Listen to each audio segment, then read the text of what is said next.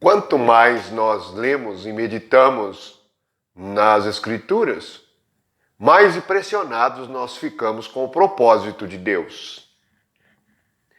O que Deus deseja para cada um dos seus filhos. O que Deus está fazendo.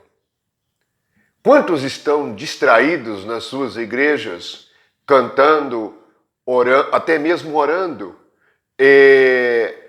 gritando, pregando, sem perceberem, sem entenderem o propósito eterno de Deus.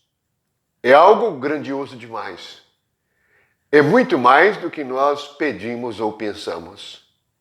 Quando nós vamos na primeira carta aos Coríntios, nós temos uma descrição maravilhosa do propósito final de Deus para com cada um de nós.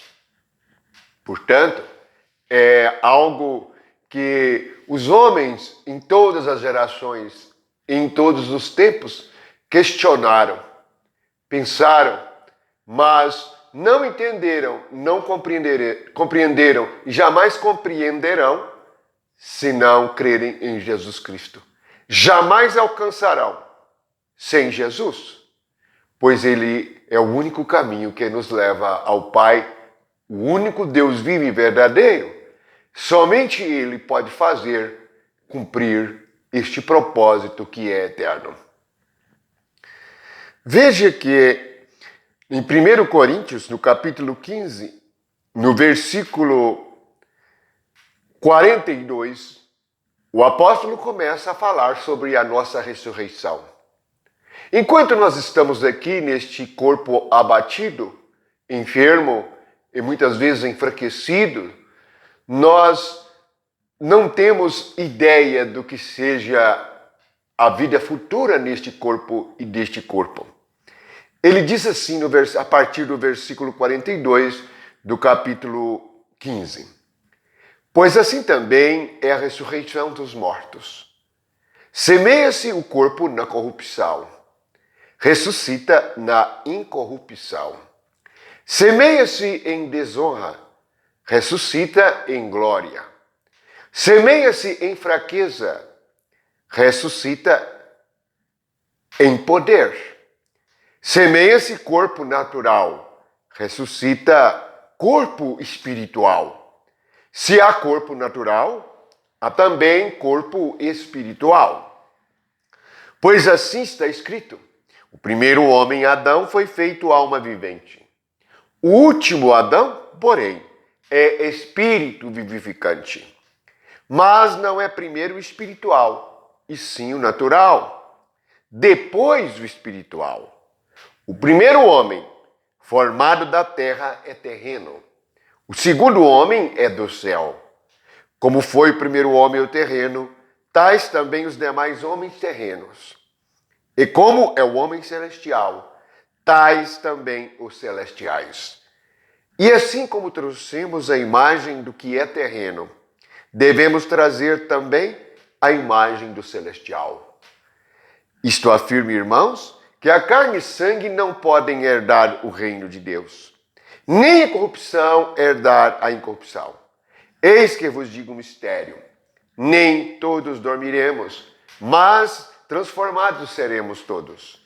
Num momento, no abrir e fechar de olhos, ao ressoar da última trombeta. A trombeta soará, os mortos ressuscitarão incorruptíveis, e nós seremos transformados. Porque é necessário que este corpo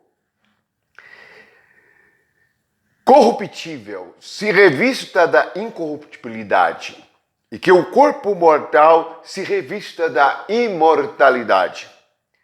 E quando este corpo corruptível revestir da incorruptibilidade e o que é mortal se revestir de imortalidade, então se cumprirá a palavra que está escrita: tragada foi a morte pela vitória. Onde está, ó morte, a tua vitória? Onde está, ó morte, o teu aguilhão? O aguilhão da morte é o pecado, e a força do pecado é a lei. Graças a Deus que nos dá a vitória por intermédio de nosso Senhor Jesus Cristo. Jesus é o único meio. E aquilo que aqueles que têm muito dinheiro, aqueles que são muito ricos, eles estão pensando na imortalidade. Pois este último inimigo chamado morte, ele está perante todos. E todos serão dominados por eles. E só há uma maneira de vencer este inimigo. Graças a Deus, que nos dá a vitória por intermédio de nosso Senhor Jesus Cristo. E por que sabemos que isto é verdadeiro e que isto acontecerá? É porque interiormente nós já temos esta ressurreição. Nosso espírito ressuscitou e Deus está vivo no nosso espírito. Temos comunhão com Ele. Ele fala conosco e nós falamos com Ele. A nossa alma, que é nossa mente, vontade e emoção, está subordinada, sujeita a Ele. E Ele está nos ensinando, nos corrigindo, para que sejamos uma pessoa aperfeiçoada nele. E esta é a maravilha. O Espírito de Deus, ele está no nosso espírito. E a nossa alma sabe disto. O corpo, este que nós estamos ainda nele, está morto por causa do pecado. Mas um dia haverá uma trombeta. Isto é, uma ordem. E o corpo de todos aqueles que dormiram em Cristo Jesus, ou que estiverem vivos em Cristo Jesus, acordados, porque ele fala da morte como um sono. O corpo simplesmente adormece, porque ele vai acordar mediante o espírito de poder de ressurreição que há em Cristo Jesus. Vamos lembrar daquela mulher que trazia o seu único filho para um enterro, aquela que vinha de Naim, e houve um encontro dela com Jesus Cristo. E quando Jesus encontra aquele enterro, o que acontece? Você se lembra? Jesus toca naquele morto e ele vive. É este o resultado de encontrar-se com aquele que disse: eu sou a vida. Mas quem creu? Quem creu que Jesus é a vida? Ele disse: eu sou o caminho, a verdade, eu sou a vida. Eu sou a ressurreição e a vida. Esta é uma declaração gloriosa. Então, nós todos, viveremos também num corpo ressuscitado. Uma salvação completa. Não há dúvida sobre isto. E por que nós não temos dúvida?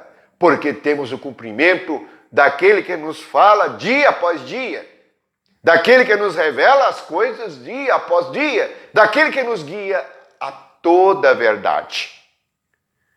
É triste e lastimável que os que estão enganados com a religião carnal e humana, que estão buscando lideranças humanas, estejam ignorando este espírito de vida que está no espírito de cada um que crê. Pois Jesus, Emanuel, é Deus conosco. E Deus é Deus vivo. E esta vida, por fim, nos encherá. Abra e leia 1 Coríntios, no capítulo 15, no versículo... Nós podemos começar até do 35 ao 58. Palavras gloriosas. A vitória gloriosa. E nós seremos revestidos. Ele diz assim, este corpo corruptível se revista da incorruptibilidade. O que é mortal se revista da imortalidade. Então, nós seremos revestidos da imortalidade. E aquilo que os homens nunca pensaram ser possível, é possível por meio de Jesus Cristo.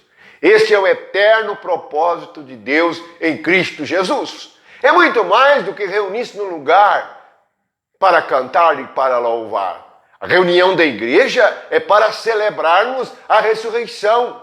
É para nós celebrarmos a morte e a ressurreição de Cristo.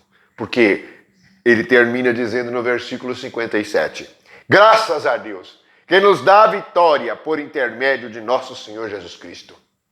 Ele nos dá a vitória. Esteja com aqueles que participam da vitória de Cristo Jesus. Amém.